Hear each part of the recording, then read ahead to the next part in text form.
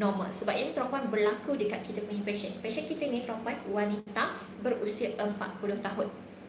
Okey, awal 40-an lah tuan-tuan dan puan. Alright, pasien ni. So, apa yang simptom yang dia alami lah tuan-tuan? Dia alami simptom cepat penat. Cepat penat, cepat mengah, dia rasa tercungap-cungap. Yang mana tuan-puan, dia buat kerja sikit, dia kata dia ni seluruh rumah tuan-tuan dan puan. Dia mop lantai, dia rasa penat, dia rasa tercungap-cungap. Naik tangga, rumah 2 tingkat. Sebelum ni naik tangga tak ada masalah, tapi sekarang ni rasa cepat penat. So, yang mana dia kata kenapa dia decide untuk nak buat pemeriksaan jantung, dia pelik perempuan. Sebab apa? Sebab pasien ni tuan-tuan, dia bukan orang biasa, bukan normal.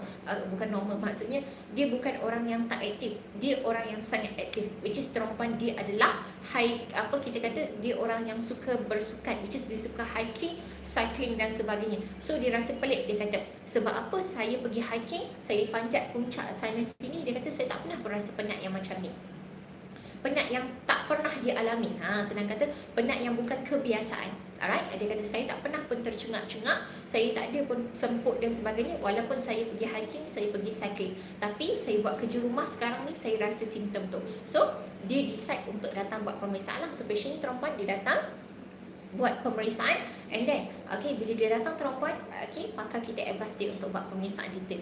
Bila buat pemeriksaan detail, perempuan buat ujian darah, ECG, scan jantung dan stress test, kita dapat detect ada blockage dekat dia punya salur darah.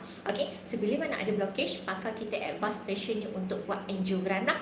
Sebab kita nak tengok kan dekat mana yang blockage, berapa persen dan sebagainya. So bila buat tuan-tuan dan puan angiogram, dia cuma ada cepat penat je tuan-tuan dan puan. Dia cuma ada simptom cepat penat, cepat mengah, tercungap-cungap, rasa semput. Tapi bila buat angiogram, perempuan result dia sangat-sangat mengejutkan. Sebab apa sangat-sangat mengejutkan tuan-tuan dan puan? Sebab daripada result dia perempuan, kita dapati ketiga-tiga salur darah dia utama, ketiga-tiga salur darah yang utama perempuan, tersumpat di tahap yang kritikal. Yang mana 2 salur darah 90% tersumpat dan satu lagi salur darah 100% tersumpat. Perempuan bayangkan, ada simptom cepat penat je. Tak ada pun sakit dada ke, menyucuk-nyucuk ke, tak ada. Tapi dia cuma rasa penat je, rasa mengah. Tapi bila kita check, rupanya jantung di tahap yang dah kritikal.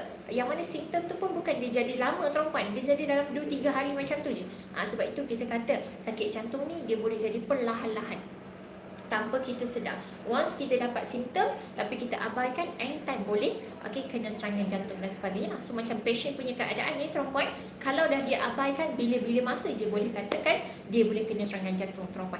Sebab di tahap yang kritikal lah. Bayangkan 2 90% tersumbat dan lagi satu 100% tersumbat. Anytime dia boleh kena serangan jantung. So that's why pentinglah kita ni untuk buat pemeriksaan.